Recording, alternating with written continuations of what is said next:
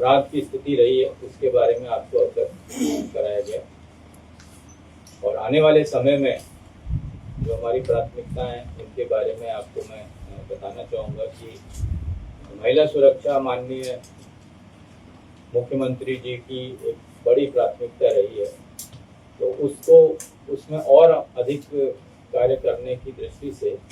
हम सबसे पहले जयपुर शहर में एक सर्वेक्षण कराएंगे महिला सुरक्षा को लेकर, और उसके आधार पे जहाँ पे हमें और अधिक सुरक्षा व्यवस्था सुनिश्चित करनी होगी उसको हम करेंगे। साथ ही साथ इसी तरह का समान कार्रवाई अन्य बड़े शहरों से प्रारंभ करके हम हर डिस्ट्रिक्ट में अपने पुलिस अधीक्षक दलों के माध्यम से कराना चाहेंगे। ड्रग्स के अगेंस्ट जो कार्रवाई है वो माननीय केंद्रीय गृह मंत्री जी ने अभी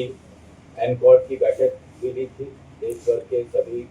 वरिष्ठ अधिकारियों के साथ और नारकोटिक कंट्रोल ब्यूरो के साथ, और वहाँ से भी विस्तृत दिशा निर्देश प्राप्त हुए हैं। और आगामी समय में जो ड्रग का जो कारोबार है और जो नेटवर्क है उसको ध्वस्त करने के लिए राज्य और राष्ट्र स्तर पे विभिन्न प्रयास प्रारंभ किए गए हैं। राज्य में आपने देखा होगा कि हमने एएनटीएफ को सक्रिय किया है। एक आईजी, एक डीआईजी और एक एसपी रैंक के अधिकारी वहाँ पर इस वक्त समय तैनात किए गए हैं, और 16 जिलों में हमारी चौकियाँ जो एएनटीएफ की हैं उनको सक्रिय किया गया है, जिसके परिणाम भी आने लगे हैं। और बड़े स्तर पे गत समय की अपेक्षा में हमारे द्वारा, हमारी टीम के द्वारा न केवल डोडा अफीम पकड़ी जा रही है, बल्कि साथ साथ जो एमडी की फैक्ट्रियां सो कॉल्ड हो रही थी उनमें भी इस वर्ष में उल्लेखनीय कार्य किया गया है। साथ ही साथ कई जिलों में आपने देखा होगा जो अपराधी इसमें लिप्त थे उनके प्रॉपर्टीज को भी ध्वस्त करने की कार्रवाई की जा रही है। आने वाले समय में जो एक विशेष फोकस है अपराध नियंत्रण में वो इस बात का भी रहेगा कि न केवल अपराधियों के विरुद्ध प्रभावी कार्रवाई हो, बल्कि साथ साथ उनको आर्थिक लाभ से भी पूर्णतः वंचित किया जाए। तो जहाँ जहाँ भी उनका कोई फाइनेंशियल बेनिफिट अगर उनको मिला है और उससे यदि कोई आपराधिक कमाई से कोई संपत्ति अर्जित हुई है तो उसको चिन्हित करके उसके विरुद्ध सख्त कार्रवाई की जा रही है। इस संबंध में ऑलरेडी आपने देखा होगा कई स्थानों में हमारे अधिकारियों ने इसमें कार्रवाइयाँ की भी। साइबर क्राइम एक दूसरा विषय है जो कि आज आम नागरिक को बहुत व्यथित करता है। 1930 जो कॉल सेंटर है जिस पे नागरिक अपनी शिकायत दर्ज कर सकते हैं, उसके लिए माननीय केंद्रीय गृह मंत्री जी और मुख्यमंत्री जी ने निर्देशित किया था कि उसकी लाइन जो है वो बढ़ाई जाए ताकि कोई भी कॉल आए तो वो समय पे अटेंड हो, क्योंकि इसमें समय बहुत महत्वपूर्ण होता है। यदि किसी व्यक्ति के साथ फाइनेंशियल फ्रॉड हो रहा है तो उसके नुकसान को रोकने के लिए त्वरित कार्रवाई अपेक्षित होती है। तो उस क्रम में हमने ऑलरेडी 16 लाइनें बढ़ाई हैं। गत समय में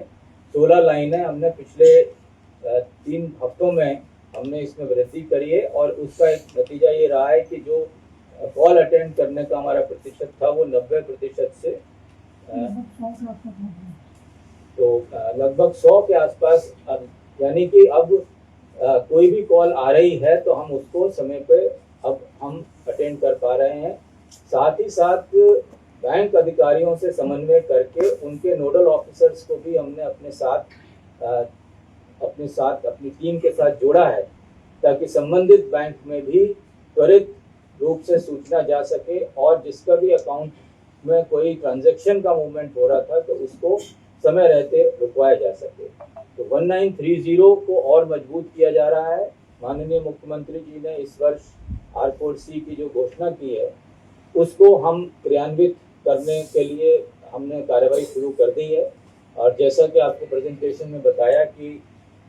पुलिस मुख्यालय में अभी हमने इसको प्रारंभ किया है, परंतु आने वाले समय में आप देखेंगे कि इसको एक पृथक बिल्डिंग में और बड़े स्तर पे इसको हम लॉन्च करेंगे। और जो भी साइबर क्राइम से जो चुनौतियां सामने आई हैं राज्य के सामने, राज्य पुलिस के सामने, उसके लिए एक विस्तृत टीम,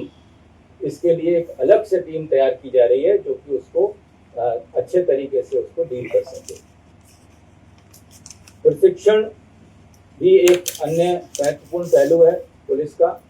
और गत समय में आई गॉट कर्मयोगी के माध्यम से बहुत सारे नए कोर्सेज उपलब्ध कराए गए हैं।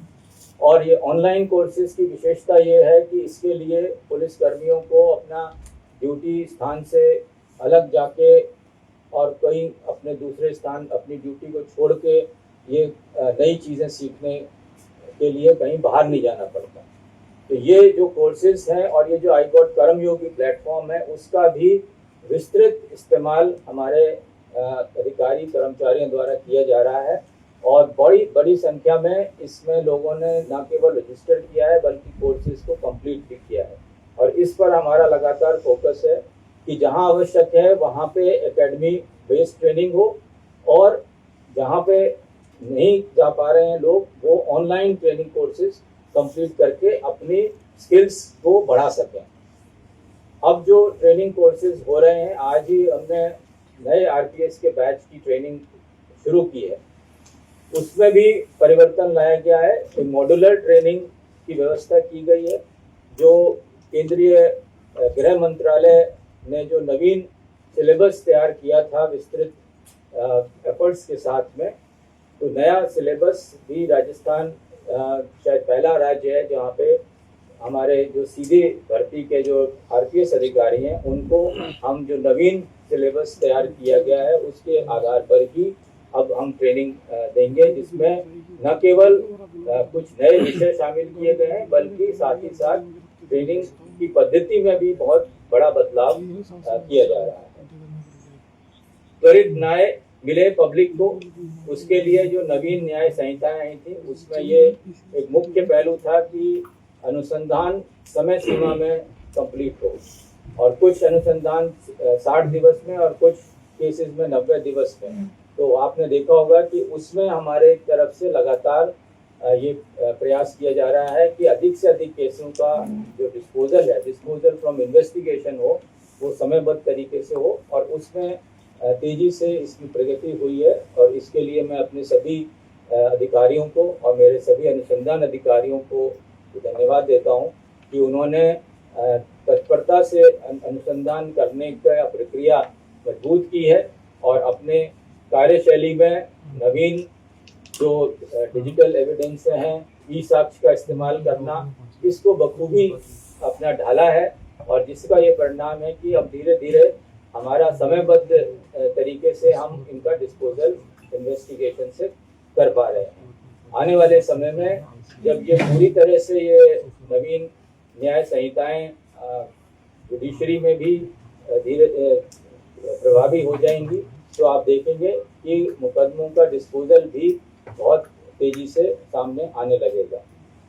सड़क सुरक्षा एक अन्य विषय है जिस पे पुलिस मुख्यालय बहुत गंभीर है और इस पर लगातार फोकस है। जहाँ जहाँ पे दुर्घटनाएं होती हैं उसका विश्लेषण प्रति माह करके संबंधित पुलिस अधीक्षकों से उसको शेयर किया जाता है, और साथ ही साथ NHAI के साथ भी इस विस्तार से इस संबंध में वार्ता की जाती है। अभी मुख्य सचिव महोदय के स्तर पर भी NHAI के अधिकारियों के साथ विस्तार से इस विषय में चर्चा हुई थी कि जो हमारे नेशनल एक्सप्रेसवे हैं और जो नेशनल हाईवेज हैं उस पर हम और कैसे सुरक्षित वातावरण कर सकें, चाहे उसके लिए अतिक्रमण हटाने की ज़रूरत है, चाहे उसके लिए स्पीड लिमिट्स को और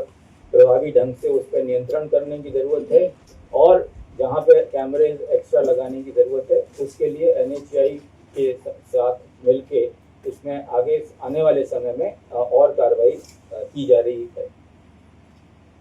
कुल मिला के प्रयास ये है कि जो पुलिस की जो व्यवस्था है उसमें और मानवीय पहलू आए, और जो जो भी समस्या लेके हमारे पास आता है उसको हम समय पे उसका निस्तारण कर सकें, जो प्रकरण दर्ज हों उनका समय सीमा में निस्तारण हो सके, और जो अपराधी हैं उनके विरुद्ध सख्त से सख्त कार्रवाई हो और उनको किसी भी तरह से लाभ नहीं मिल सके अपने अपराध के माध्यम से। तो इस संबंध में बहुत कुछ जनता से जो हमारी तरफ से जो मेरा नम्र निवेदन है कि जो भी इस तरह की कुरीतियां हैं, जो ड्रग्स की समस्या है या अन्य कोई किसी तरह का चाहे छोटा सा भी अपराध या अपराधी आपके आसपास है, तो उसके बारे में यदि समय रहते पुलिस को अगर सूचना मिलेगी, अगर आप कहेंगे आपका नाम गोपनीय रखा जाए तो वो रखा जाएगा, तो और हम अपना काम बेहतर कर सकेंगे। इस संबंध में जो हमारी टीम है राजस्थान पुलिस की, वो पूरी तरह से राज्य में और बेहतर सुरक्षा व्यवस्था बनाने के लिए प्रतिबद्ध है। धन्यवाद।